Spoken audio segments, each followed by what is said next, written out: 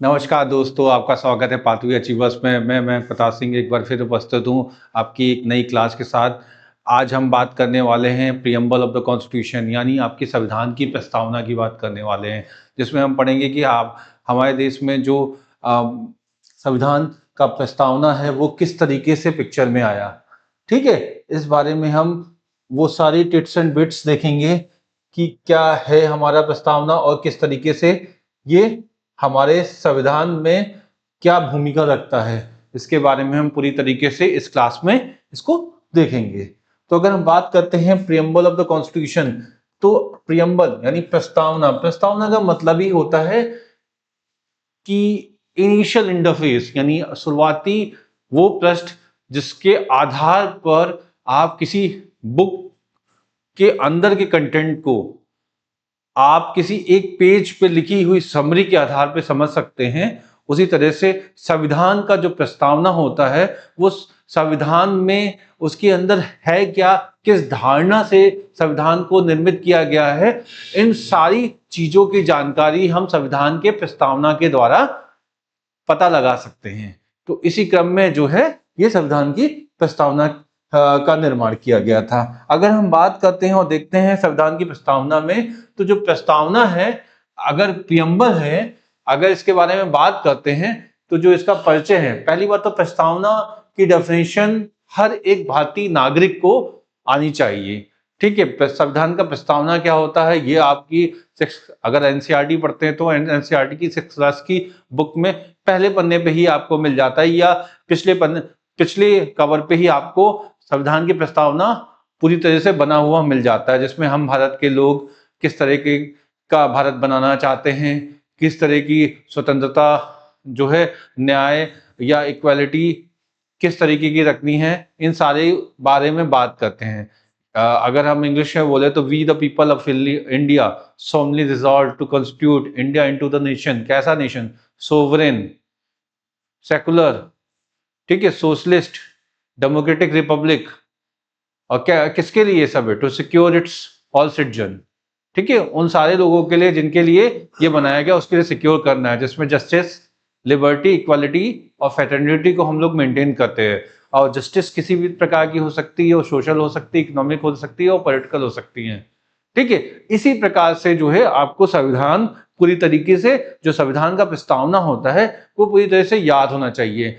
इस चीज को मैं यहाँ पे नहीं पढ़ाऊंगा क्योंकि वो एक रिडंडेंट चीज हो जाएगी कि आप उस चीज को हमें पढ़ाने का कोई मतलब नहीं। आपको वो कंटेस्ट होना चाहिए। आप किताब रखिए, दिन में एक बार देख लीजिए, ये रटा होना चाहिए। अगर आप आगे चल के किसी एग्जाम्स को देते हैं तो उसमें प्रस्तावना का जो टर्म होता है वो बहुत ही इंपॉर्टेंट होता है। इधर उधर से कहीं से भी वो पूछ लिया जा सकता है। प्रस्तावना पूरा का पूरा प्रस्तावना किस क्रम में है, किस तरीके से, ये चीजें। ठीक है, तो हम आगे बात करते हैं कुछ बेसिक चीजों के बारे में जो प्रस्तावना के अंदर है, अंतर्निहित है, और जिसकी मीनिंग हमें बाहर निकाल के रखनी होगी और समझनी होगी, क्योंकि वही क्वेश्चन के फॉर्म में आपके एग्जाम में आती है। ठीक है, तो आगे बढ़ते हैं और देखते हैं क्या है। अगर हम प्रस्तावना के बारे में परिचय और इंट्रोडक्शन की बात करते हैं तो कुछ लोगों ने कुछ कुछ बातें उसके बारे में कही हैं, उनके बारे में जानते हैं। स्टेटमेंट के तौर पे वो क्वेश्चन एग्जाम में कभी कभार आ जाते हैं, जिसमें हम संविधान की आत्मा, प्रस्तावना को संविधान की आत्मा किसने कहा है? तो वो कहा है ठाकुरदास भार्गव जी ने। किसने कहा है? ठाकुरदास भार्गव जी ने। संविधान का परिचय पत्र किसने कहा है प्रस्तावना को? वो एन.के. पालकीवाला जी ने कहा है। ठीक है, एन.के. पालकीवाला जी ने जो है इसे आपका संविधान का परिचय पत्र बोला है। ठीक है, राजनीतिक जन्मपत्री या कुंडली, जिसे राजनीतिक जन्मपत्री या कुंडली के रूप में किसने इसको बोला है? तो ये बोला है के.एम. सुबकी मुंशी या के.एम. मुंशी जी ने। ठीक है, के.एम. मुंशी जी जो थे उन्होंने इसको क्या बोला है? राजनीतिक जन्मपत्री या कुंडली बोला है। अगर हम प्रस्तावना की बात करते हैं तो प्रस्तावना में जो जो मेन चीज आके निकल के सामने आती है कि जो प्रस्तावना है, प्रस्तावना प्रस्तावना का जो थॉट है कि प्रस्तावना लिया कहां से जाएगा, तो ये जो सॉरी गलती से लिख गया, ये नहीं होगा। ठीक है, प्रस्तावना, ठीक है, सही तो लिखा था। ठीक है, प्रस्तावना जो होगा या प्रियम्बल जो होगा ये थॉट हमारा कहां से लिया गया है? तो ये यूएसए से लिया गया है कि संविधान का एक प्रस्तावना होगा। ये बात कहां से ली गई है? तो ये जो विचार लिया गया था, ये जो थॉट लिया गया था, ये अमेरिका के संविधान से लिया गया था। और अगर हमने पिछली क्लास में देखा था कि प्रस्तावना की भाषा जो ली गई थी वो कहां से ली गई थी? जो प्रस्तावना की भाषा ली गई थी, जो लैंग्वेज ली गई थी, वो ऑस्ट्रेलिया के संविधान से ली गई थी। और साथ साथ जो बेस था, किस आधार पे ये जो है प्रस्तावना हमारा बना है और मेंटेन किया गया है, तो इसका बेस जो है, अगर आपको याद होगा थोड़ा बहुत, तो अगर हम संविधान सभा की बात कर रहे थे तो उसमें एक टर्म था उद्देशिका प्रस्ताव या ऑब्जेक्टिव रेजोल्यूशन। ठीक है, आप ऑब्जेक्टिव रेजोल्यूशन जो था, रेजोल्यूशन जो था वो किसके द्वारा दिया गया था? JL नेहरू के द्वारा। ठीक है, जवाहरलाल नेहरू के द्वारा ऑब्जेक्टिव रेजोल्यूशन दिया गया था, जो कि 13 दिसंबर 1946 को दिया गया था। और ये कब पास हुआ था? अगर आपको थोड़ा बहुत भी याद होगा तो ये पास हुआ था कब? 22 जनवरी 1947 को ये पास भी हो गया था। ठीक है, ऑब्जेक्टिव रेजोल्यूशन, जिसमें बात किए गए थे कि हम किन किन ऑब्जेक्टिव के बेसिस पे अपने संविधान को निर्माण करेंगे।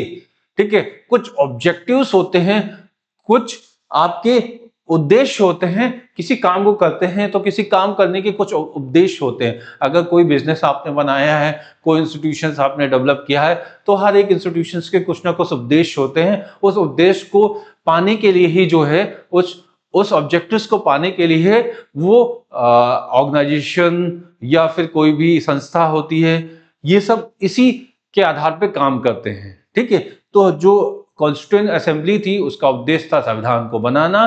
तो संविधान को बनाने में संविधान में क्या क्या चीज रहेगी, उसका उद्देश्य जो था वो उद्देश्य प्रस्ताव के थ्रू प्रस्तुत किया गया था, जो बाद में हमारा रिफ्लेक्ट हुआ किसके तौर पे? प्रस्तावना के तौर पे, जिसमें उसकी भाषा जो है हमने ली आपका ऑस्ट्रेलिया के संविधान से। और जो ये विचार, जो प्रस्तावना का विचार आया, वो एक लिखित संविधान से आया था। लिखित संविधान हमने कहां से लिया था? अमेरिका से लिया था। लिखित संविधान भी हमने अमेरिका से लिया, और उसी के साथ जो प्रस्तावना का विचार था वो भी हमने किससे लिया? अमेरिका से लिया। ठीक है, आगे बढ़ते हैं और देखते हैं कि संविधान प्रस्तावना के अंदर है क्या। तो प्रस्तावना के अंदर जो पहली लाइन है, हम भारत के लोग भारत को किस प्रकार का बनाना चाहते हैं? हम उसको संप्रभु बनाना चाहते हैं, समाजवादी बनाना चाहते हैं, पंथ निरपेक्ष बनाना चाहते हैं। पंथ निरपेक्ष बनाना चाहते हैं। ठीक है, लोकतांत्रिक और गणराज्य, यानी हम भारत के लोग, we the people of India, to make India into किसमें? Sovereign socialist secular democratic republic, इस फॉर्म में बनाना चाहते हैं। यानी संप्रभु, समाजवादी, पद निरपेक्ष, लोकतांत्रिक गणराज्य बनाना चाहते हैं। और किसके लिए? भारत के लोगों के लिए ही बनाना चाहते हैं। हम भारत के लोग भारत के लोगों के लिए इन 5 पॉइंटर्स पे हम भारत को बनाना चाहते हैं। उसके बाद हम न्याय की बात करते हैं, तो हम 3 तरह के न्याय भी देना चाहते हैं। हाँ, उन्हीं के लोगों को जिनके लिए हम ये राज्य बनाना चाह रहे हैं, भारत बनाना चाह रहे हैं, उनको किस तरह का न्याय देंगे? सामाजिक न्याय हो, ठीक है, यानी सोशल जस्टिस, सोशल इकोनॉमिक, ठीक है, और पॉलिटिकल। हाँ, इस तरह का जस्टिस देना चाहते हैं। ठीक है, सामाजिक, आर्थिक और राजनीतिक न्याय देने की बात करते हैं। और स्वतंत्रता की बात करते हैं, लिबर्टी।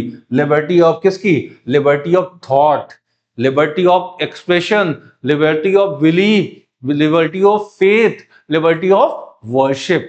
ठीक है, कि हम आप किस तरह का सोचेंगे, ये आपकी खुद की स्वतंत्रता होगी, आप अपने विचार रख सकते हैं। हाँ, अभिव्यक्ति, आप किसी भी चीज को एक्सप्रेस कर सकते हैं, उसमें विश्वास कर सकते हैं। धर्म, जो फेथ है, किस धर्म पे, कौन सा धर्म मानना है, ये आपका खुद का अधिकार होता है। और उपासना करने का अधिकार भी आपके पास होता है। और इक्वालिटी की बात करें, तो इक्वालिटी की बात करें कि हमें समानता कहाँ पे रखनी है, तो वो समानता आपको कहाँ रखनी है? आपको रखनी है अपने स्टेटस की समानता, कि जो स्टेटस होगा उसमें समानता हो, और दूसरी चीज अवसर में भी समानता हो। किसी एक को राइट दे दिया जाए, सारे के सारे अवसर दे दिए जाए, दूसरे को ना दिए जाए, ये भी एक गलत धारणा हो सकती है। तो हमें ऐसा संविधान बनाना था जिसमें प्रस्तावना में ये बात की गई कि हमें एक ऐसा संविधान बनाना जिसमें इक्वालिटी ऑफ स्टेटस भी हो और उसमें अपॉर्चुनिटी भी हो, अपॉर्चुनिटी, इक्वालिटी इन अपॉर्चुनिटी भी हो। जो आर्टिकल 16 में रिफ्लेक्ट भी होता है। ठीक है, आगे चलते हैं। ठीक है, तो ये एक मेन विचारधारा थी जो कि संविधान बनाने से पहले उसके प्रस्तावना में प्रस्तुत हुई थी। ठीक है, आगे चलते हैं। ठीक है, अगर हम संप्रभु की बात करते हैं, सोवरेन की बात करते हैं, तो इंडिया जो है, संप्रभुता का मतलब होता है स्वयं का प्रभु, यानी मैं अपने आप में स्वयं का प्रभु हूं, मैं किसी के दबाव में आके कोई निर्णय नहीं लेता हूं। ठीक है, तो उसी तरह से किसी स्टेट्स के बारे में, स्टेट में, यहां स्टेट का मतलब होता है किसी देश के बारे में, देश के बारे में बात हो रही है, तो अगर मैं स्टेट का टर्म यूज करूं तो इसका मतलब किसी देश का है। तो किसी स्टेट का आपका कोई भी कानून होगा या कोई भी राज व्यवस्था होगी या कोई भी इंस्टीट्यूशन होगा, इसके डेवलप करने और उसको रूल करने का अधिकार जो है उस देश के ऊपर निर्भर करता है, वो किसी के इन्फ्लुएंस में आके कोई नियम या कानून नहीं बनाता। ठीक है, अगर ऐसे बात करते हैं तो वो सोवरेन हो सकता है। ठीक है, डोमिनियन स्टेट की एक बात बोली जाती है कि डोमिनियन स्टेट होता है, तो डोमिनियन स्टेट का मतलब ये होता है कि आप राज्य तो उस स्टेट में, उस स्टेट यानी उस देश में शासन तो आप खुद करते हो, लेकिन जब कानून बनाने की बारी आती है तो आपको परमिशन लेनी पड़ती है उस राज्य से जिसके आप डोमिनियन होते हो। ठीक है, तो डोमिनियन का मतलब एक अलग चीज होती है, और जो सोवरेनिटी का मतलब होती है कि सारी की सारी शक्ति आपके स्वयं के पास है, आप किसी के प्रभाव में आके कोई कानून नहीं बना रहे हो, आप स्वयं की इच्छा के अनुसार, अपनी सुगमता के अनुसार, अपनी परिस्थितियों के अनुसार कानून का निर्माण कर रहे हो, या अपनी राज व्यवस्था को उसके अनुसार सुचारू रूप से चला पा रहे हो, चाहे जैसी भी व्यवस्था हो, चाहे कानून बनाने की हो, चाहे नियम बनाने की हो, या फिर किसी तरह के अवसर प्रदान करने की हो, ये सारी की सारी स्वतंत्रता जो है आपके अंदर निहित रहती है, क्योंकि आप स्वयं के प्रभु होते हो। ठीक है, तो इसमें संप्रभु का मतलब होता है स्वयं का प्रभु। ठीक है, आप अपने आप में ही है, यानी कोई देश जो अपने आंतरिक, इंटरनल और बाह्य, ठीक है, बाहरी निर्णय स्वयं ले सके, उसे संप्रभु राष्ट्र बोलते हैं। ठीक है, इसमें आंतरिक संप्रभुता की बात करती है तो कोई भी एक स्टेट होती है वो इंटरनली सोवरेन होती है, साथ साथ एक्सटर्नली भी सोवरेन होती है। यानी ऐसा है कि इंटरनेशनल रिलेशन में हमें किसके साथ संबंध रखना है, किसके साथ संबंध नहीं रखना है, ये सारे के सारे अधिकार जो होते हैं वो किसी राष्ट्र के पास उसके खुद के होते हैं। ठीक है, तो आंतरिक सोवरेनिटी भी होती है और बाह्य सोवरेनिटी भी होती है, एक्सटर्नल सोवरेनिटी भी होती है किसी राष्ट्र के पास। ठीक है, और इसके साथ साथ देखते हैं कि इंटरनल सोवरेनिटी में ये होता है कि जैसे कोई कानून बनाना है, ठीक है, तो कानून बनाने का मतलब ये नहीं कि अमेरिका में वो चीज बैन है तो इंडिया में वो चीज हम नहीं यूज करेंगे क्योंकि हमारे रिलेशन अच्छे नहीं है, या अमेरिका दबाव बना रहा है कि जो उस राष्ट्र से संबंध रखेगा, जैसा कि अभी एग्जाम्पल के तौर पर ले लीजिए तो रूस के साथ संबंध रखने ना रखने का दबाव जो है आपका इंडिया के ऊपर बनाया जा रहा है। ठीक है, हम इंटरनली रूस को फैसिलिटेट करने के लिए, उसके साथ व्यापार करने के लिए इंटरनली भी कुछ लेजिस्लेशन पास कर सकते हैं, अमेरिका चाहे जितना भी बोलते रहे, क्योंकि हम इंटरनली भी सोवरेन है। और इंटरनेशनल रिलेशन यानी एक्सटर्नली अगर हम अपनी विदेश नीति में भी कोई बदलाव करते हैं और रूस को प्रायोरिटी देते हैं, इवन दो सैंक्शन हो चुका है कि जो राष्ट्र जो हैं आपका अमेरिका के साथ रूस के साथ संबंध रखेंगे तो हम उसको सपोर्ट नहीं करेंगे और उसके ऊपर इकोनॉमिक सैंक्शन लगाएंगे। अगर आप देख रहे हैं तो 50% का टैरिफ जो है डोनाल्ड ट्रंप की सरकार, यूएसए की सरकार ने भारत के ऊपर लगा दिया है टैरिफ के रूप में, क्योंकि हमारा संबंध जो है वो आपका रूस के साथ बहुत अच्छा है और हम रूस के साथ व्यापार कंटिन्यू कर रहे हैं, चाहे वो तेल के क्षेत्र में हो या किसी अन्य क्षेत्र में हो। तो ये एक चीज रिफ्लेक्ट करता है कि आप जो है इंटरनली भी सोवरेन है और एक्सटर्नली भी सोवरेन है, आप किसी के दबाव में आके कोई काम नहीं कर रहे हैं। ये एक शॉर्ट एग्जांपल था जो इस चीज को समझने के लिए आपको सहायता प्रदान कर रहा होगा। ठीक है, इसके बाद आगे देखते हैं तो एक चीज और आती है, वो होता है नाम मात्र की संप्रभुता। तो अगर हम देखते हैं तो नाम मात्र की संप्रभुता जो होती है वो राष्ट्रपति के पास होती है। हमारा राष्ट्रपति हेड ऑफ स्टेट तो बोला जाता है, लेकिन अगर हम जो है ये सिर्फ एक औपचारिक तौर पे होता है। क्या होता है? औपचारिक तौर पे होता है।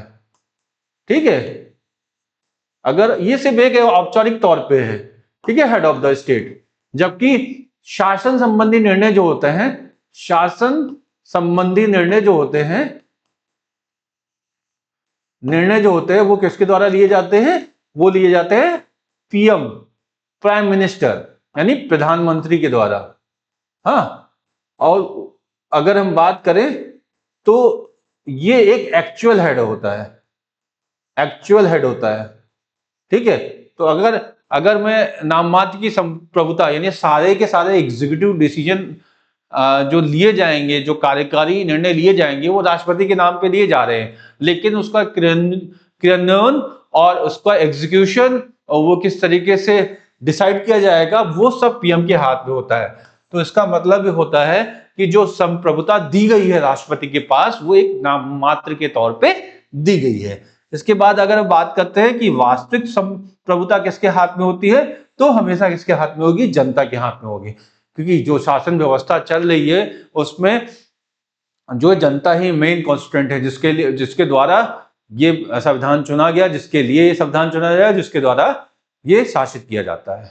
ठीक है, कैसे शासित किया जाता है? जनता ही अपने नेता को चुन के लोकसभा में भेजती है और उसी की बेसिस पे जो है पीएम चुना जाता है। उन्हीं मेंबर्स में से एक जो मेजॉरिटी पार्टी का मेंबर होता है वो चुना जाता है और वो एक लोकतांत्रिक व्यवस्था के अंतर्गत जो है आपके ऊपर शासन करता है और आपकी व्यवस्था, राज व्यवस्था को पूरी तरीके से सुचारू रूप से चलाता है। ठीक है, कानूनी संप्रभुता की बात करते हैं तो कानूनी तौर पे जो संप्रभुता है, यानी जो आपकी सोवरेनिटी है, वो किसके हाथ में है? संविधान के हाथ में है। जितने भी कानून हैं वो डिफाइन किसके थ्रू होते हैं? वो संविधान के थ्रू होते हैं। जो भी निर्णय है, अगर कोई भी कानून ऐसा है जो संविधान के अंदर उपस्थित अनुच्छेदों की अवहेलना करता है, तो आर्टिकल 13 जो है, जहां फंडामेंटल राइट्स की अगर किसी तरह की अवहेलना होगी तो उस पर वो एक्सपंड कर दिया जाएगा, हटा दिया जाएगा। वहीं पे अगर किसी और नियमों और निर्देशों जो संविधान में परिलक्षित है और उसको वो ओवरलैप कर रहा है, तो वो कानून नहीं रहेगा, जबकि आपका संविधान में उपस्थित वो आर्टिकल रहेगा, उसके आधार पे ही निर्णय दिया जाएगा। क्योंकि जो कस्टोडियन ऑफ द कॉन्स्टिट्यूशन होता है, जो आपका संविधान का संरक्षक करता होता है, वो हमारी जुडिशरी होती है और जुडिशरी में कौन होगा? सुप्रीम कोर्ट ऑफ इंडिया होगा। ठीक है, आगे चलते हैं। अगर हम बात करते हैं, जहां संप्रभुता की बात की, वहीं पे एक और चीज आती है, समाजवादी। ठीक है, क्योंकि हम भारत के लोग भारत को किस तरह के बनाना चाहते हैं? संप्रभु समाजवादी। दूसरा टर्म क्या था? समाजवादी। अगर हम समाजवादी या समाजवाद की बात करते हैं तो समाजवाद 4 तरीके से रिफ्लेक्ट होता है। एक उदारवाद के तौर पे, दूसरा मार्क्सवाद के तौर पे, समाजवाद के तौर पे और साम्यवाद के तौर पे। जहां पे उदारवाद जो बात करता है, इसके जनक जो थे जॉन लॉक थे। कौन थे? जॉन लॉक थे। और ये जो है आपका उदारवाद जो है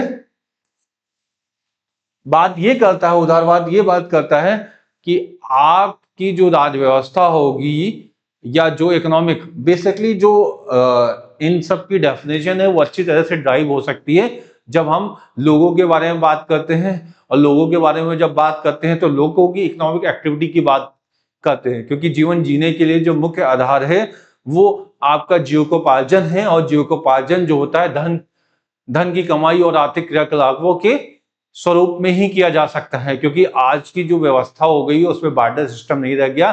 धन का क्रय और विक्रय और विनिमय के आधार पे ही सारी व्यवस्था हो गई है। यानी जो इकोनॉमिक सिस्टम है वो बेसिकली जो एक्सचेंज सिस्टम के ऊपर निर्भर हो गया। और एक्सचेंज सिस्टम का जो मोड होता है वो होता है आपका रुपी और करेंसी।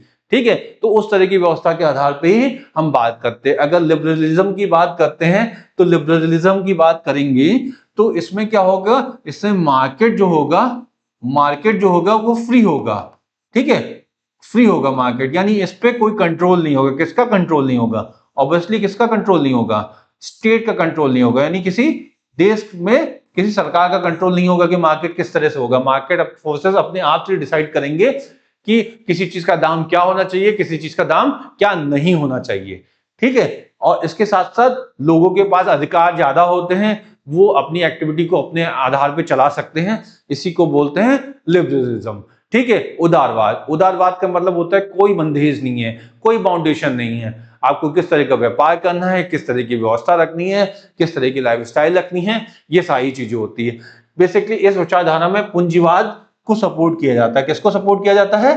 पूंजीवाद को, या कैपिटलिज्म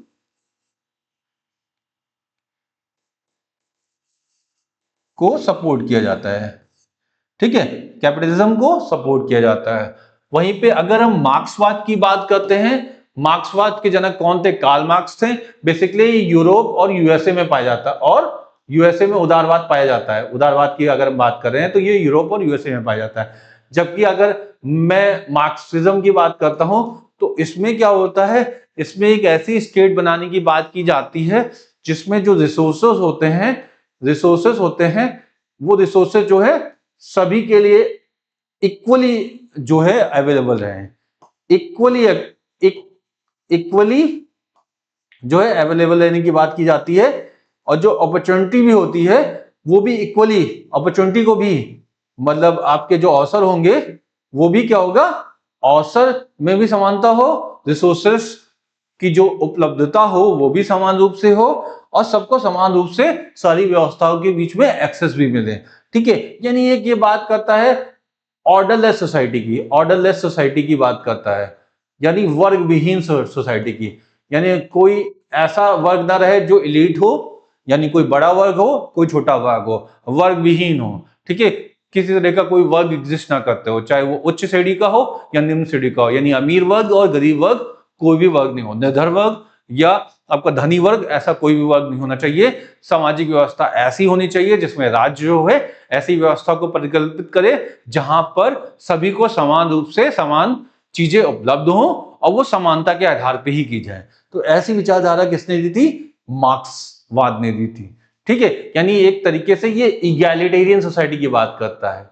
ठीक है, इगैलिटेरियन सोसाइटी की बात करता है, समतावादी समाज।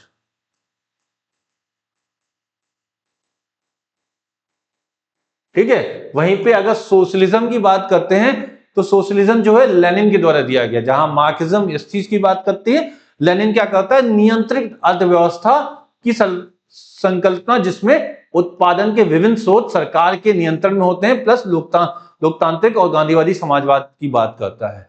कहने का मतलब ये होता है कि क्या कैसे नियंत्रित अर्थव्यवस्था हो, यानी एक कंट्रोल इकोनॉमी होनी चाहिए, और उसका उत्पादन के जो डिफरेंट सोर्सेस होंगे, जो प्रोडक्शन के डिफरेंट सोर्सेस होंगे, उसमें सरकार का नियंत्रण हो। ठीक है, यहां पे भी सरकार की नियंत्रण की बात की गई है, क्योंकि अब धनी और निर्धन वर्ग को कंट्रोल कौन करेगा? ऑब्वियसली स्टेट ही करेगी, वही कानून बना के, वही व्यवस्था बना के, जो है नियम कानून बना के उसको कंट्रोल में करेगी। सिमिलरली यहाँ पे बात की है, लेकिन यहाँ पे ऐसा कंट्रोल सिस्टम होता है जिसमें सोशलिज्म की अगर हम बात करते हैं तो इसमें आपका सरकार एक ऐसी व्यवस्था बनाती है जिसमें देश की भी ग्रोथ होती रहे सस्टेनेबल तरीके से, और लोगों को भी जो एक समानता का आधार हो, जिसमें कोई उच्च वर्ग और निम्न वर्ग में जो एक खाई होती है वो बहुत ज्यादा बड़ी ना हो पाए, और देश का विकास भी होता रहे। इन चीजों को साथ में लेके चलने की जो व्यवस्था होती है उसे हम लोग क्या बोलते हैं? सोशलिज्म बोलते हैं। इस व्यवस्था के अंतर्गत एक और जो व्यवस्था होती है उसमें यह होता है कि चाहे बुजुर्ग हो, चाहे वो अंडर प्रिविलेज लोग हों, ठीक है, इन सारे लोगों के साथ जो एक सबसे बड़ी चीज होती है कि ये अपने राइट्स को क्लेम नहीं कर सकते हैं। तो सोशल सिक्योरिटी यानी सामाजिक सुरक्षा के तौर पे पेंशन व्यवस्था, वृद्धा पेंशन व्यवस्था, या विमेंस के लिए जो है अलग अलग जो योजनाएं बना के हम ऐसी व्यवस्था करते हैं। ठीक है, तो हमारी जो है वो इसीलिए बोलते हैं कि हमारी इकोनॉमी या जो हमारी व्यवस्था है वो मिक्स्ड है, जिसमें कुछ फैक्टर्स हमारे उदारवाद के भी हैं और कुछ समाजवाद के हैं। हमारी इकोनॉमी पूरी तरह से सोशलिस्ट इकोनॉमी भी नहीं है और कैपिटलिस्ट इकोनॉमी भी नहीं है, हम बीच की इकोनॉमी के रूप में एग्जिस्ट करते हैं। इसीलिए जो हमारी व्यवस्था है वो समाजवाद और आपका उदारवाद के बीच की एक तरह से व्यवस्था के तौर पे हम एग्जिस्ट करते हैं, और इसमें लोकतांत्रिक और गांधीवादी समाजवाद की बात भी सम्मिश्रित होती है। ठीक है, जो अंतिम है वो साम्यवाद की बात करता है। साम्यवाद क्या होता है? कम्युनिज्म की बात होती है। इसके जनक जो है माओते सेतुंग थे। माओते सेतुंग जो है चाइना की से रिलेट करते हैं, माओइज्म की बात होती है। अगर हम एक ऐसा सोशलिज्म की बात करें जो माओ के हिसाब से हो उसे माओइज्म बोलते हैं, और ये चाइना में होता है। इसमें जो कंट्रोल होता है कंप्लीट कंट्रोल जो होता है स्टेट का होता है। सारे के सारे रिसोर्सेस पे किसका कंट्रोल होता है? आपका स्टेट का होता है। यानी सीधे सीधे स्टेट डिसाइड करेगी क्या चीज होनी है, क्या चीज नहीं होनी है। चाहे वो इकोनॉमिक एक्टिविटी की बात हो, या फिर आपका कोई कानून बनाने की बात हो, या लोगों के राइट्स की बात हो, या रिसोर्सेज की अवेलेबिलिटी की बात हो, या किसी को राइट्स देने की बात हो। ठीक है, ये सारे के सारे डिसाइड करता है स्टेट। यहाँ पे कोई पूंजीवादी वर्ग नहीं एग्जिस्ट करता है। यहाँ पे कोई रिच बनेगा या पुअर बनेगा, ये सारा का सारा डिसाइड किया जाएगा किसके द्वारा? आपका स्टेट यानी सरकार के द्वारा डिसाइड किया जाएगा। और ऐसी व्यवस्था को क्या बोलते हैं? कम्युनिज्म बोलते हैं। ये थोड़ा सा एक हार्डकोर और एक्सट्रीम मॉडल है सोशलिज्म का। ठीक है, वहीं पे ये थोड़ा सा लाइटर है और ये मोर लाइटर है। ठीक है, इस तरीके से आपका समाजवादी विचारधारा परिकल्पित होती है। ठीक है, आगे बढ़ते हैं और बात करते हैं अगला टर्म जिसे हम लोग सेकुलर बोलते थे, या धर्मनिरपेक्ष बोलते थे, या पंथ निरपेक्ष बोलते थे। दोनों टर्म एक अलग अलग परिकल्पना देते हैं। अगर मैं एक धर्म के अंदर जो है, ठीक है, एक धर्म के अंदर जो है पंथ आ सकते हैं, दो पंथ आ सकते हैं। ठीक है,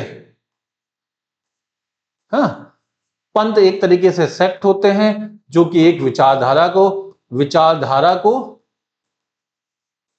प्रदर्शित करते हैं, आइडियोलॉजी को प्रदर्शित करते हैं।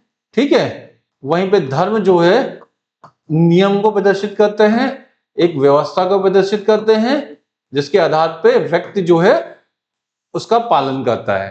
ठीक है, अगर मैं हिंदू धर्म की बात करूं, हिंदू धर्म की बात करो तो उसमें कुछ वैष्णव भी होंगे, ठीक है, और कुछ जो होंगे शैव भी होंगे। शैव मतलब शिव भक्ति वाले, हाँ, और कुछ जो होंगे वो आपका वैष्णव यानी शिव भक्ति, और वैष्णव मतलब विष्णु। ठीक है, कुछ नयनार, इसे क्या बोलेंगे? नयनार भी होंगे, कुछ अयंगर भी होंगे। ठीक है, हाँ, तो नयनार और अयंगर।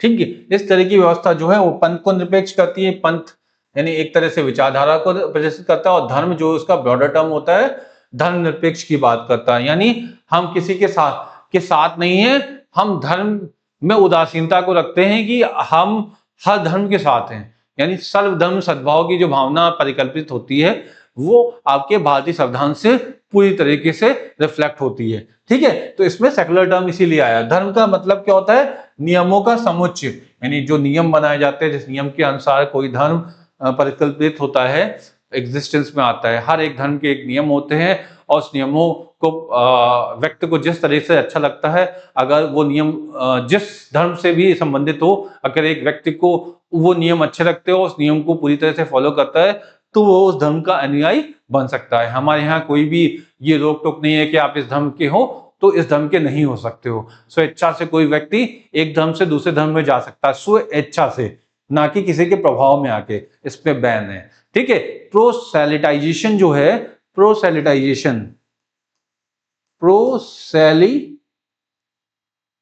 ठीक है, टाइजेशन जो है यानी आपका फोर्सफुल बलात् जिसे बोलते हैं, धर्म परिवर्तन पूरी तरीके से बैन है हमारे यहाँ। क्या है? बैन है पूरी तरीके से। बलात् धर्म परिवर्तन जो है पूरी तरीके से हमारे यहाँ बैन है। ठीक है, आपका आर्टिकल 25 भी इसी के बारे में बात करता है। ठीक है, तो धर्म क्या होता है? नियमों का समुच्चय होता है, जिन नियमों की व्यक्ति अपने जीवन जीने के लिए धारणा रखता है। धर्मनिरपेक्षता का अर्थ होता है धर्म से अलगाव। ठीक है, ऑब्वियसली जो राज्य है, हमारा राज्य यानी इंडियन स्टेट यानी इंडिया, ठीक है, वो धर्म से अलगाव रखती है, वो किसी धर्म को प्रमोट नहीं करती है पूरी तरीके से, क्योंकि हमारा कॉन्स्टिट्यूशन ये कहता है कि आप किसी भी धर्म को सपोर्ट नहीं कर सकते हैं। ठीक है, तो ये एक चीज है। धर्मनिरपेक्षता का अर्थ है धर्म से अलगाव। भारत में महात्मा गांधी जी ने पंथ निरपेक्षता का सिद्धांत दिया, जिसके अनुसार व्यक्ति पंथ से अलगाव कर सकता है परंतु धर्म से नहीं कर सकता। ऑब्वियसली, यानी विचारों से अलगाव हो सकता है लेकिन धर्म से अलगाव नहीं हो सकता। धर्म तो आपका पूरी तरीके से आपका ही होगा। वो एक नियम होते हैं, व्यवस्था होती है जिसमें आप रहते हैं। और वो अगर एक हिंदू धर्म में है तो एक व्यवस्था है उसमें कि आप उस चीज को फॉलो अप करना ही होता है, चाहे वो इस्लाम धर्म में हो, ठीक है, फिर वो या हिंदू धर्म में हो, ठीक है। ये सारी व्यवस्थाओं को पूरी तरह से आपका आदर भी किया जाना चाहिए और पूरी तरीके से इस व्यवस्था को संबोधित भी किया जाना चाहिए। अगर हम बात करते हैं इंडियन स्टेट की, तो भारत में पंथ निरपेक्षता या धर्म निरपेक्षता का अर्थ क्या होता है, इसका मतलब क्या होता है? तो भारत का राज्य में कोई धर्म नहीं है, भारत में राज्य को धर्म में कोई संबंध नहीं है, ठीक है। भारत में राज्य सभी धर्मों के लिए बराबर है, ठीक है। यानी क्या है, सर्व धर्म सद्भाव, ठीक है। यानी इंडिया हैव नो रिलीजन, ठीक है। इंडिया हैव नो रिलीजन, ठीक है। भारत में राज्य का धर्म से कोई संबंध नहीं है, दोनों का मतलब एक ही हो।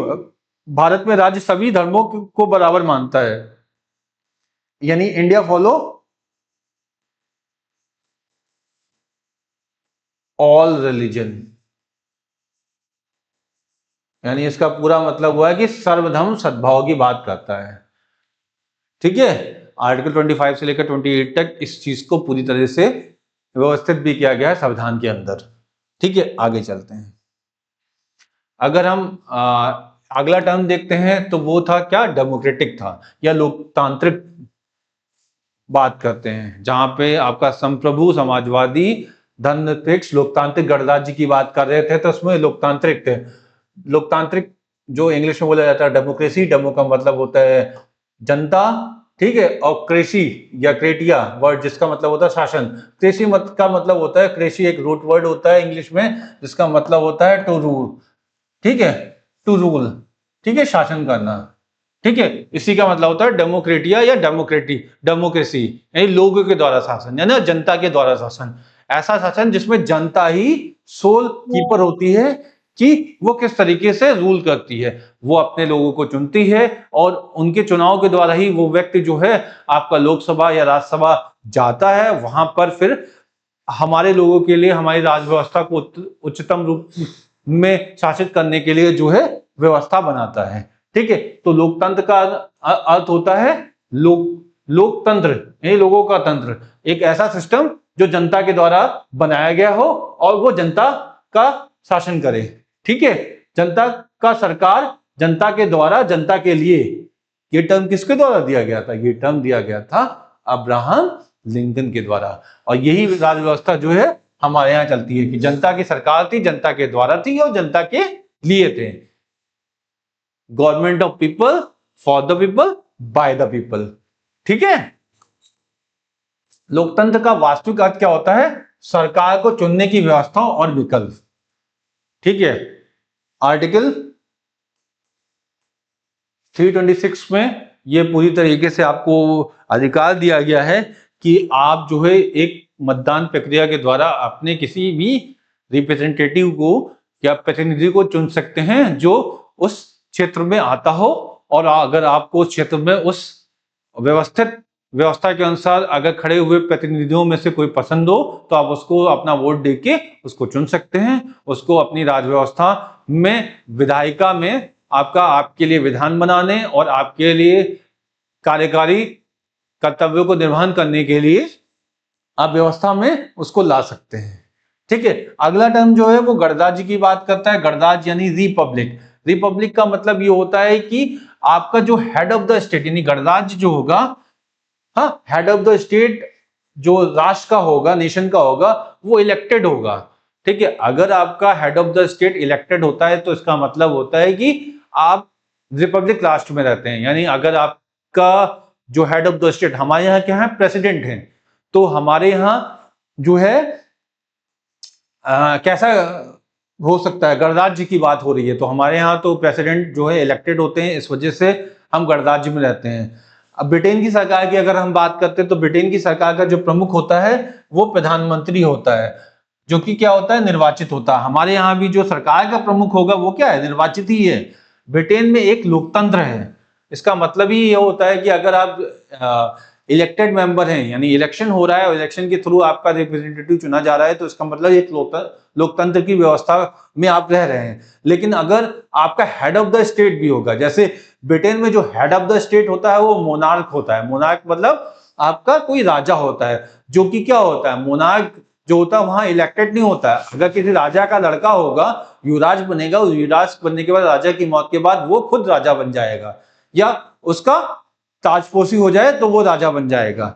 ठीक है, तो इस आधार पे क्या हो जाएगा, अगर हम बात करेंगे तो ब्रिटेन जो है एक लोकतांत्रिक राज्य है लेकिन गणराज्य नहीं है। लेकिन भारत एक गणराज्य भी है और लोकतंत्र दोनों है।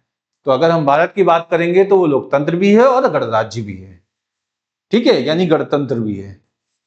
आगे चलते हैं, न्याय की बात करते हैं। जो हम जस्टिस की बात करते हैं कि जस्टिस किस प्रकार की होगी, तो ये जो टर्म पहले कहां से लिया गया था, ये मैंने पहले से ही बताया कि जो रूस के लोग होंगे, रूस के लोगों के साथ हमारी दोस्ती बहुत अच्छी है, दोस्ती बहुत अच्छी है। तो हमारे दोस्त ऐसे होंगे जो हमें हमेशा न्याय के रूप में, यानी आपका हमेशा हमारे साथ जस्टिस करते हैं। जस्टिस ऐसा करते हैं कि हमें कहीं सोशल गैदरिंग में ले जाना हो, वहां पे भी हमें ले जाते हैं प्लान करके, यानी प्लान बनाते हैं, पंचवर्षीय योजना भी बनाते हैं, प्लान करके हमें सोशली भी रिप्रेजेंट करते हैं, पैसे की जरूरत पड़ती तो इकोनॉमिकली भी रिप्रेजेंट करते हैं, और कभी कभी हमारा पॉलिटिकल रिप्रेजेंटेशन भी बढ़ा देते हैं अपने किसी नेता नगरीय दोस्तों के साथ मिलकर। ठीक है, तो इस केस में क्या होगा, न्याय की बात आ रही है तो न्याय कहां से लिया गया, रूस की क्रांति से लिया गया था 1917 में, जिसमें सामाजिक, राजनीतिक और आर्थिक भाग लिया गया था। अगर हम सामाजिक न्याय की बात करते हैं तो ये क्या है, सोशल जस्टिस की बात आ रहा है। कैसी बात आ रहा है, सोशल जस्टिस की बात आ रहा है। ठीक है, तो सोशल जस्टिस जो होगा, सामाजिक न्याय का अर्थ होता है समान आय की स्थापना करना। ठीक है, और संविधान के अनुच्छेद 38 में जहां पे हम डीपीएसपी की बात करते हैं, डीपीएसपी जो कि लिया गया है आयरलैंड के संविधान से, और उसमें क्या है, राज्य के नीति निर्देशक तत्व होते हैं, जिसमें अनुच्छेद 38 जो है एक वेलफेयर स्टेट की बात करता है। ठीक है, वेलफेयर स्टेट की बात करता है। वहीं पे जीवन जीने की एक उच्चतम व्यवस्था की बात जो है आर्टिकल 39A करता है। 41 में ये व्यवस्था बनाई जाती है कि अगर कोई व्यक्ति, किसी को दिक्कत है या किसी तरह की परेशानी है, तो उसके लिए कुछ स्पेशल व्यवस्था बना के उसको उसकी उस परेशानी को खत्म किया जा सके, चाहे वो एक बेरोजगार व्यक्ति हो या एक वृद्ध व्यक्ति हो या फिर एक हैंडीकैप व्यक्ति हो, उनके लिए ऐसी व्यवस्था बनाई जाए जिससे उनको भी अवसर मिल पाए और अपनी व्यवस्था को वो सुचारू रूप से चला सके। उसी तरह से आर्टिकल 42 जहां पर विमेन्स के लिए एक ऐसी व्यवस्था के बारे में बात करता है कि आपका अगर विमेन वर्किंग हो और वो अगर मदर बनने वाली हो तो उसे मैटरनिटी लीव की बात हो, अगर इम्प्रिजन विमेन हो तो उसको कुछ राहत देने की बात होती है प्रेगनेंसी के दौरान, ऐसी व्यवस्था की बात, या फिर अवसर में समानता की बात भी इसमें आती है। ठीक है, 46 और 47 में जहां SC/ST के लिए, यानी अंडर प्रिविलेज, यहाँ पे अंडर प्रिविलेज की बात ना करते, वर्नेबल सेक्शन, यानी आपका ऐसे लोग जिनका रिप्रेजेंटेशन बहुत ही कम हो रहा है जस्ट बिकॉज ऑफ उनकी एक्सेसिबिलिटी, या उनका जो प्रतिनिधित्व है वो कम है, उनकी सोशल और एजुकेशन स्टैंडर्ड कम होने की वजह से वो अपने राइट्स को क्लेम नहीं कर सकते। उनको राइट्स देने की व्यवस्था जो है SC और ST को जो है एजुकेशन के सेक्शन में व्यवस्था देने की बात 46 में होती है, और 47 में जो होता है सारी व्यवस्थाओं को परिकल्पित किया गया है। ठीक है, आर्थिक न्याय की बात करते हैं तो आपका 39B और C जो है, यानी कोई भी, अगर मैं बात करूं तो जो भी रिसोर्सेज आपका डेवलप होंगे राज्य में, वो सबको समान रूप से वितरित किए जाएंगे। किसी एक व्यक्ति को सबसे ज्यादा और किसी को सबसे कम नहीं दिए जा सकते। एक समाजवादी विचारधारा को यहाँ पर दर्शाया जा रहा है, आर्थिक न्याय की बात कर रहे हैं। उसी तरह से कोई एक व्यक्ति सारे के सारे रिसोर्सेज को अपने पास नहीं रख सकता। अगर वो रखता है तो हम टैक्सेशन के थ्रू जो है उससे थोड़ा सा वो रिसोर्सेज लेंगे, और जो टैक्सेशन के थ्रू हम पैसा इकट्ठा करेंगे वो भिन्न भिन्न योजनाएं बना के हम लोगों को जो विहीन है, जो कम जिनके पास व्यवस्थाएं हैं उनको हम भेज सकते हैं। तो आर्थिक न्याय की बात ये होती है। और राजनीतिक न्याय की बात ये होती है सभी को अधिकार दिया गया है चुनाव लड़ने का भी और वोट देने का भी। ठीक है, ये राजनीतिक न्याय की बात करता है।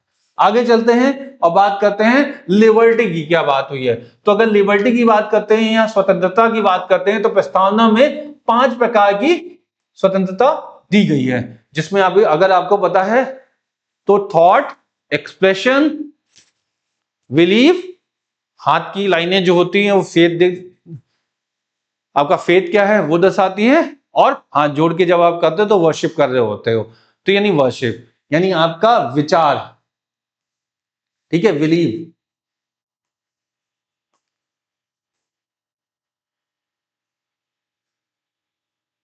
ठीक है, सॉरी, थॉट, एक्सप्रेशन, बिलीव, ठीक है, फेथ और वर्शिप। ठीक है, ये चीज जो बात होती है, जो 5 पॉइंटर्स हैं, 5 पॉइंटर्स में लिबर्टी की बात करते हैं कि आप स्वतंत्र हो, कि आप किस तरह का विचार रखते हो इसके लिए स्वतंत्र हो। और अभिव्यक्ति, एक्सप्रेशन की बात करते हैं, तो एक्सप्रेशंस की बात करते हैं या थॉट की बात करते हैं, ये आर्टिकल 19 में आपको पूरी तरीके से दिखाई देता है कि आर्टिकल 19 जो होता है वो आपके थॉट एंड एक्सप्रेशंस की बात को पूरी तरीके से बोल सकता है। एक्सप्रेशन का मतलब होता है बोलना, right to speech, right to speech 19A में प्रॉपर तरीके से दिया हुआ है। और उसके साथ साथ थॉट भी ये है कि आप किस तरीके की विचारधारा रखते हो, ये भी आप 19A के थ्रू एक्सप्रेस कर सकते हो किसी व्यक्ति को। एक्सप्रेस की स्वतंत्रता इसी के आधार पर ही परिकल्पित की गई है। ठीक है, और अगर हम बात करते हैं बिलीव, फेथ एंड वर्शिप, तो बिलीव, फेथ और वर्शिप की बात करते हैं तो ये आर्टिकल 25 से लेकर 28 में पूरी तरीके से दिया गया है, जिसमें आपके पास अधिकार होता है कि आप किस धर्म को मानोगे और उस धर्म को मानने के लिए किस तरह के रिलीजियस इंस्टीट्यूशंस में आप जा सकते हो, किसी रिलीजियस इंस्टीट्यूशंस को आप बना सकते हो। ये सारी की सारी व्यवस्था जो है इसके आधार पर दी गई है और इसके लिए स्वतंत्र हो। और इसके साथ साथ जो है आपका एक इक्वालिटी की बात की गई, यहाँ पे स्वतंत्रता की बात ना करके ये जो 2 टर्म होंगे इसमें क्या है, इक्वालिटी होगी। क्या होगी? इक्वालिटी होगी, यानी क्या होगी, समानता होगी। ठीक है, ये जो 2 टर्म है इसमें समानता की बात की गई है, तो ये प्रतिष्ठा में और अवसर में समानता होनी चाहिए। अवसर की समानता यानी इक्वालिटी की अगर हम बात करेंगे, ठीक है, तो वो किस में होगी, वो स्टेटस में होगी। ठीक है, आपकी प्रतिष्ठा में होगी। और दूसरा आपका इक्वालिटी ऑफ स्टेटस, और इक्वालिटी को क्या बोलते हैं, समानता। ठीक है, इक्वालिटी ऑफ स्टेटस और अवसर यानी आपका अपॉर्चुनिटी। ठीक है, अवसर। जहां पे हम प्रतिष्ठा की बात करते हैं यानी स्टेटस की बात करते हैं, यहां पे स्टेटस की बात करते हैं तो स्टेटस में आपका आर्टिकल 15, 17 और 18 आ जाता है। जहां पे 15 ये बात करता है कि आपको रिलीजियस, रेस, कास्ट, सेक्स और प्लेस ऑफ बर्थ के आधार पर आपके साथ भेदभाव नहीं किया जाएगा। रिलीजन, ठीक है, ना तो रिलीजन के आधार पे, ना कास्ट के, ना प्लेस ऑफ बर्थ के, सेक्स के आधार पे, इन किसी के आधार पे आपके साथ भेदभाव नहीं किया जाएगा। और 17 में आपका अनटचेबिलिटी की बात करता है कि अनटचेबिलिटी पूरी तरीके से नहीं होगी। और 18 में ये बात करता है कि आपके जितने भी टाइटल्स होंगे, कि कोई राजा है, कोई महाराजा है, इस तरह का कोई टाइटल रखने वाला कोई व्यक्ति अब नहीं होगा। या कोई व्यक्ति जो उस राजा, अगर वो राजा पहले कहलाता था तो उसके आसपास के एरिया में जो लोग रहते थे उस राज्य के अंदर में या उस एरिया के अंदर में जहां पे उसका राज्य फैला हुआ था, वो उसकी प्रजा बोली जाती थी और वो सुप्रीम लीडर होता था। ऐसी कोई व्यवस्था अब नहीं रहेगी। अब हम क्या, जनता है और हम खुद के लीडर्स हैं और हम अपने रिप्रेजेंटेटिव को चुन के एक सरकार का निर्णय करते हैं, निर्गम करते हैं। तो इसलिए स्टेटस जो है यानी आपकी जो प्रतिष्ठा रहेगी उसको इंटैक्ट रखा जाएगा, उसमें कोई भी क्षुण रखा जाएगा, उसके ऊपर कोई अटैक नहीं कर सकता। ये आर्टिकल 15, 17 और 18 में बात की गई है। उसी तरह से अवसर की बात की जाए तो अनुच्छेद 16 में बात की गई है। अब इसके आगे बात करते हैं बंधुत्व की, भाईचारा की। तो भाईचारा जो होता है फ्रेटर्निटी में ये होता है कि आप चाहे वो सोशल हो, इकोनॉमिक हो, पॉलिटिकल हो, सभी लेवल पे जो है भाईचारा पूरी तरीके से व्यवस्थित रहेगा। उसमें किसी तरह से कोई आपका हस्तक्षेप नहीं किया जाएगा। अगर हम एकता की बात करते हैं तो एकता एक यूनिटी की बात करता है, और अगर एकता की बात करता है तो देश में जो है सांस्कृतिक और मनोवैज्ञानिक लगाव को ही एकता बोलते हैं। अगर देश के लोगों के बीच में एक सांस्कृतिक यानी कल्चरल कोहेसिवनेस होगी, हाँ, अगर आपका एक तरीके से कोहेसिवनेस होगी, एक तरह से मिलाव होगा, आपका कल्चरल यानी सांस्कृतिक मिलाप होगा और साथ साथ मनोवैज्ञानिक रूप से मिलाप होगा, तो वो देश क्या होगा, यूनाइटेड देश होगा, यानी उसके अंदर एकता होगी। और अखंडता की बात ये होती है कि आपका कोई ऐसा भाग नहीं हमसे अलग होगा। अखंडता मतलब एक इंटीग्रिटी की बात हो रही है, इंटीग्रिटी की बात हो रही है यानी भौगोलिक रूप से हम एक दूसरे से जुड़े हुए हैं। आज जो कल्चर यहाँ पे, वही बिहारी कल्चर आपको मिल सकता है बंगाल के किसी एक छोटे से डिस्ट्रिक्ट में, ठीक है। ये इसलिए क्योंकि हमारी जो भौगोलिक जुड़ाव है वो किसी न किसी तरह से एग्जिस्ट कर सकता है। ऐसा नहीं कि छठ जो मनाई जाती है वो सिर्फ बिहार के मिथिला रीजन और उसके आसपास के रीजन में मनाई जाएगी। अगर आप छठ जब पूजन होता है तो वो देश के हर कोने में कहीं ना कहीं किसी न किसी सर्टेन पैच में वो सांस्कृतिक आपको भौगोलिक जुड़ाव महसूस किया जाएगा। सांस्कृतिक के साथ साथ भौगोलिक जुड़ाव महसूस किया जाता है। इसका मतलब है कि हम हमारी जो हमारा देश है उसमें उसकी इंटीग्रिटी यानी अखंडता जो है पूरी तरह से बनी हुई है, ठीक है। आगे चलते हैं। अगर हम बात करते हैं प्रस्तावना संविधान का भाग है या नहीं, इसके बीच में इसके बारे में बहुत सारी लड़ाई हुई थी, और इसमें देखते हैं तो आपका 1960 में जो है बेलूरी बनाम भारत संघ का एक मामला आया था, जिसमें यह बोला गया था कि जो आपका सुप्रीम कोर्ट है उसने संविधान का भाग मानने से इनकार कर दिया गया था। तो अगर बेलूरी केस की बात करेंगे तो उसमें क्या है, प्रियम्बल क्या है, पार्ट ऑफ द कॉन्स्टिट्यूशन नहीं है, यानी वो संविधान का भाग नहीं है। लेकिन उसके बाद जो है केशवानंदा भारती केस 1973 होता है, जिसमें ये बोल दिया जाता है कि आपका प्रस्तावना जो संविधान का भाग है, और अनुच्छेद 368 के तहत उसको आपका अमेंड भी किया जा सकता है। अगर भाग नहीं था तो आपको यह पता है कि अनुच्छेद 368 सिर्फ उन्हीं को अमेंड कर सकता है जो संविधान के भाग होते हैं। तो आपका 1950 1960 में जो बेलूरी केस था उसमें तो ये कहा गया था कि वो भाग नहीं है, तो जो प्रस्तावना भाग नहीं था तो उसको अमेंड नहीं किया जा सकता था। लेकिन केशवानंदा भारती केस आपका 1973 में यह माना गया कि प्रस्तावना संविधान का भाग होता है। तो इसके तहत क्या होता है, इसके तहत यह होता है कि आपका अब 368 के तहत उस प्रस्तावना को संशोधित किया जा सकता है, लेकिन संशोधन इस लेवल तक होना चाहिए कि वो उसके मूलभूत ढांचे को परिवर्तित ना करे, यानी बेसिक स्ट्रक्चर ऑफ कॉन्स्टिट्यूशन को इंटैक्ट रखे। अगर उसने ऐसा किया तो हम अल्ट्रा वायरस हो जाएगा। अल्ट्रा वायरस मतलब वो अब कानून में नहीं रहेगा, ठीक है। बात करते हैं तो इसी के क्रम में 1976 में क्या होता है, 42वां या 42वां संविधान संशोधन होता है, जिसके माध्यम से आपको पता है समाजवादी पंथ निरपेक्ष जो है और एक और अखंडता यानी इंटीग्रिटी वर्ड जोड़े गए थे, ठीक है। समाजवादी मतलब सोशलिस्ट, सेकुलर और इंटीग्रिटी शब्दों को जोड़ा गया था। और 1995 में LIC ऑफ इंडिया केस में यह बोला गया है कि सर्वोच्च न्यायालय ने प्रस्तावना को संविधान का आंतरिक भाग कहा है, एक्सटर्नल सोर्स भी नहीं कहा है कि वो बाहर है संविधान से। वो कह रहे संविधान के अंदर ही नहीं थे, यानी संविधान के अंदर का ही भाग है। जैसे पार्ट 1, पार्ट 2, पार्ट 3, भाग 1, भाग 2, भाग 3 होता है, उसे जैसे भाग 0 के तहत जो है किसे माना गया है, आपका प्रस्तावना को माना गया। ये LIC केस में कहा गया है 1995 के, ठीक है। तो इसी के साथ आपका ये क्लास खत्म होती है। मैं आशा करता हूं कि ये क्लास आपके लिए प्रोडक्टिव साबित होगी। संविधान का जो प्रस्तावना का जो भाग होता है वो बहुत ही इंपॉर्टेंट होता है, और आपको इसको पूरी तरीके से रिवाइज करना चाहिए और देखना चाहिए। बार बार इस वीडियो को देखिए और समझिए कि किस तरह से भारत का जो प्रस्तावना है वो परिकल्पित हुआ है, ठीक है। इसी के साथ हम नई क्लास में मिलेंगे और नई क्लास में हम इसके ऑब्जेक्टिव क्वेश्चंस को सॉल्व करेंगे। नमस्कार।